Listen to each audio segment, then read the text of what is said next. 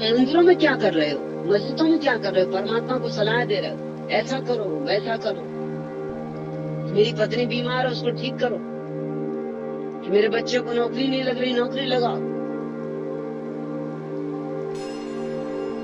मांगे जा रहे हो भिखमंगों की तरह। और अगर नौकरी ना लगी तुम्हारे बेटे तो निराशा, अगर पत्नी ठीक न हुई तो निराशा आ गई। हो गई थी संयोग वसात, वो भी झंझट। जबलपुर में था, एक शाम अपने बगीचे में टहल रहा था और एक सज्जन मिलने आ गए, तो वही खड़ी कार से मैं खड़ा हो गया और उनसे बातें करने लगा। उन्होंने जल्दी से नोटबुक निकाली, कुछ नोट करने लगे। मैंने कहा क्या करते हो? उन्होंने कहा बस इशारा आपने दे दिया। मैंने कहा मैं अभी बोला भी नहीं, ऐसे तो मैं बोल बोल के परेशान हो जाता हूँ, तो भी लोगों को इशारे नहीं मिलते। तुम तो गजब के ज्ञानी मालूम होते हो। मैंने कहा जरा देखूं क्या नोट किया। नोट किया उन्होंने कार का नंबर। कहने लगे मैं यही पूछने आया था कि लॉटरी में कौन से नंबर का टिकट करूं। आपने भी गजब कर दिया, नंबर सीट खड़े हो गए। इशारा में फौरन समझ गया। अरे वाह, मैंने कहा भी नहीं, पूछा भी नहीं अभी, और आप हाथ रख के नंबर के खड़े हो गए। साफ कह दिया, और क्या है। मैंने कहा अब तुम मुझे झंझट में डालो।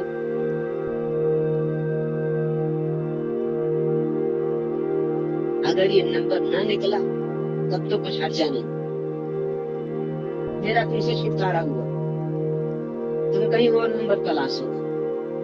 मगर संयोग वसात भूल चूक से अगर ये नंबर नहीं लग गया तो तुम मेरी गर्दन से बंधे।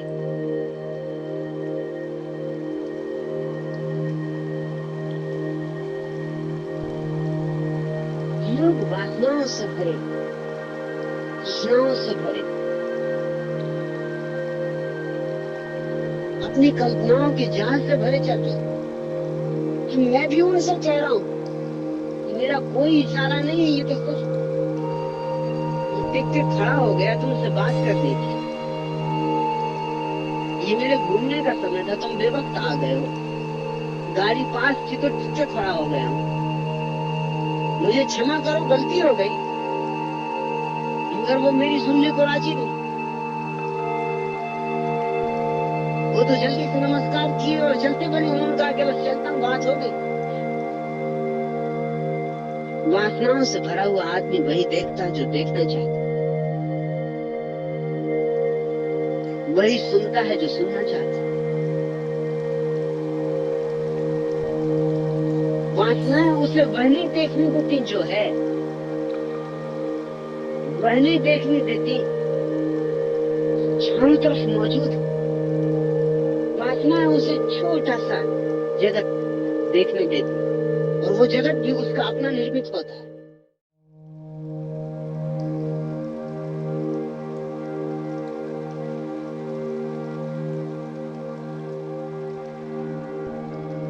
चंदूलाल उन दिनों सड़क के किनारे विज्ञापनों के बड़े बड़े बोर्ड बनाया करता था।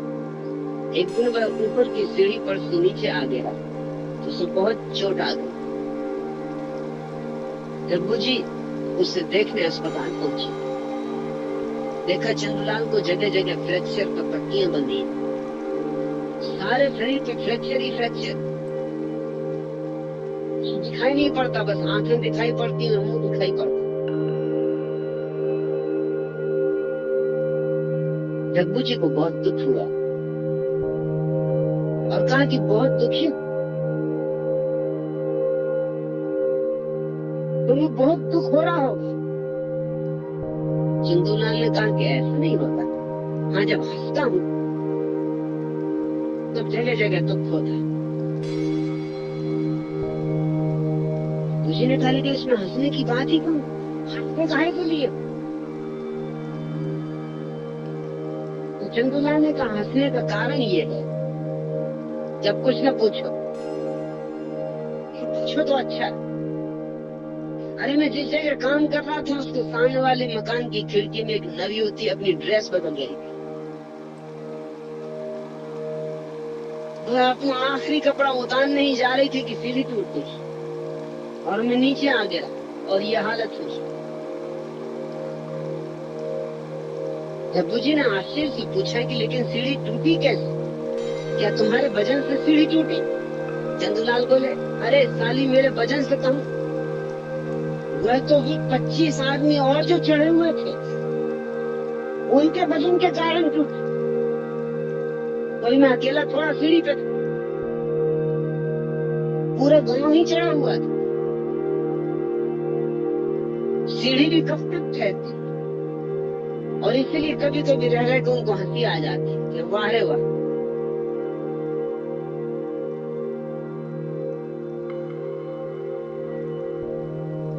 लोग जो देख रहे, लोग जो सुन रहे, वह नहीं जो है। उनकी अपनी कल्पना थी, उनके लिए वो काफी कीमतें चुका रहे। जिंदगी भर गंवाते, हड्डी पसली टूट जाती, पिंजर रह जाते, मगर वो वही पुराने के पुराने। इसलिए सत्य को कहना मुश्किल। कल रात ही एक भारतीय मुखी ने, जो अफ्रीका में निवास के सन्यासी, मैंने उदाहरण दिया शोक मुनि।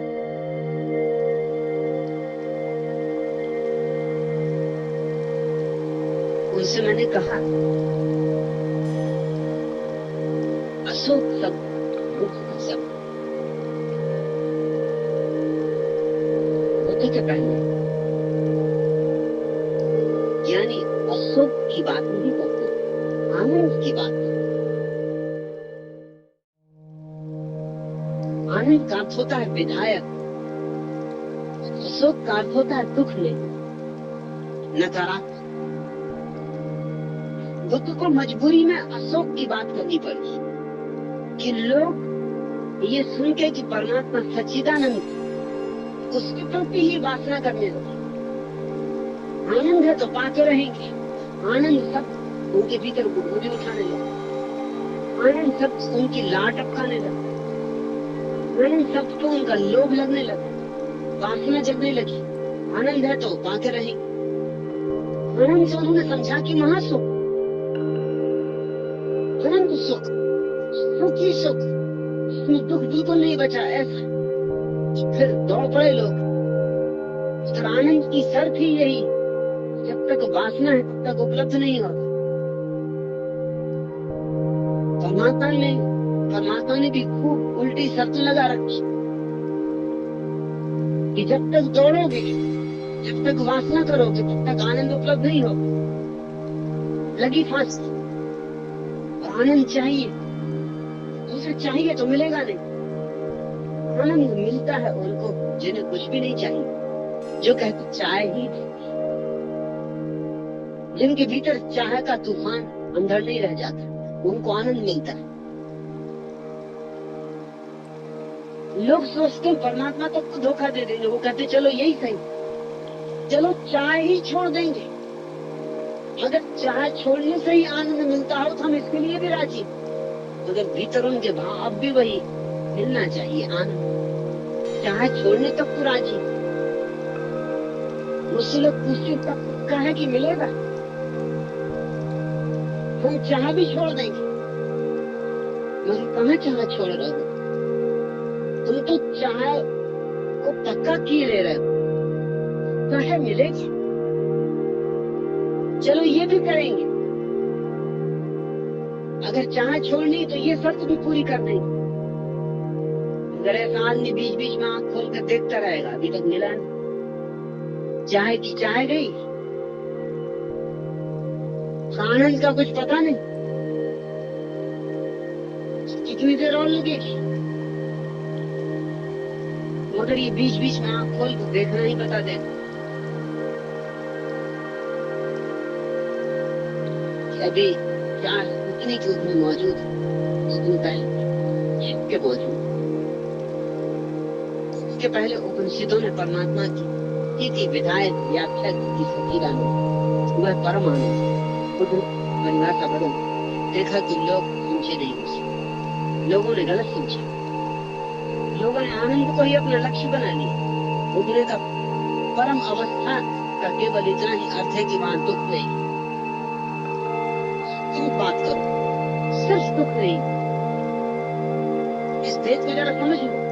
अगर कोई कहे कि वहां परम आनंद, तो एकदम उत्साह उठती है, उमंग उठती पाल। कोई कहे कि वहां दुख नहीं, दिल बैठ जाता है, दुख नहीं, बस इतनी। कुछ और बताएं, मिलेगा क्या? वो तो कहते हैं मिलेगा यही कि दुख नहीं, दुख निरोध। बुद्ध ने शब्द उपयोग किया दुख निरोध, कि वहां दुख न रह जाएंगे। दोनों में बड़ा फर्क होगा, बात एक ही, मगर वासनाग्रस्त लोगों बुद्ध की बात नहीं जमी। आज भी वे उपनिषद दोहराए जा रहे हैं, बुद्ध को तो पक्का भुला चुके। भारत को तो बुद्ध की जड़ें उखाड़ कर फेंक दी। हालांकि बुद्ध ने जो किया था वो महत्कारी, बहुत अद्भुतकारी था। बुद्ध ने चेष्टा की थी कि तुम्हारे भीतर वासना को बिल्कुल ही काट दिया जाए ताकि तुम्हें आनंद मिल जाए, मगर तुम चूक गए, तुम बुद्ध से चूके, तुम बुद्धों से चूकते रहे, क्योंकि तुम्हारी भाषा का जाल बुद्ध ने तोड़ने की कोशिश की। बुद्ध ने नई भाषा रची। बुद्ध ने कहा वह परम अवस्था, उसका नाम मोक्ष नहीं, उसका नाम निर्वाण। क्यों मोक्ष क्यों नहीं? क्योंकि मोक्ष का अर्थ होता है मैं रहूंगा वहां, मुक्त होकर रहूंगा, लेकिन मैं रहूंगा और मुक्त होकर रहूंगा। लेकिन जब तक मैं है तब तक कहाँ मुक्ति? मुक्ति तो तभी है जब मैं गया। मैं से मुक्ति ही मोक्ष है, ये परिभाषा है मोक्ष की। और सुनने वालों ने कहा कि ये तो बड़ी अच्छी बात है, मोक्ष, कोई झंझट नहीं, कोई बंधन नहीं, अपनी बच्चे संसार, कोई उपद्रव नहीं, बैठे ही शुद्ध खिलाफ घूम रहे, आनंद दिलान, एकदम वर्षा हो रही, अमृत छड़ी लगी। अगर मैं हूं तो मोक्ष हूं, लेकिन मोक्ष शब्द में मैं बच जाता है। मोक्ष से ऐसा भाव रखता है कि मैं तो रहूंगा, मुक्त होकर रहूंगा। बुद्ध ने कहा कि नहीं, तुम नहीं रहोगे। उसने निर्वाण शब्द चुना। निर्वाण का अर्थ होता है दिए का बुझ जाना। तुम तो ऐसे बुझ जाओगे जैसे दिया बुझ जाता, तुम तो रहोगे ही नहीं। ये बात वासना जगाएगी। लोग बुद्ध से पूछे हैं बहुत बार कि आपकी बातें बड़ी अजीब है, अगर हम रहेंगे ही नहीं तो किस लिए हम ध्यान करें और किस लिए हम साधना करें? देखने के लिए, आदमी होने के लिए कुछ करना चाहता है, मिटने के लिए। ये तो आप अजीब शिक्षा दे रहे हैं कि शून्य हो जाओ। अरे शून्य हमें होना ही नहीं, हमें पूर्ण होना है। उपनिषद कहते हैं लोगों ने, वह पूर्ण है, पूर्ण से पूर्ण ही पैदा होता है। पूर्ण से पूर्ण को निकाल लें तो भी पीछे पूर्ण ही से पैदा।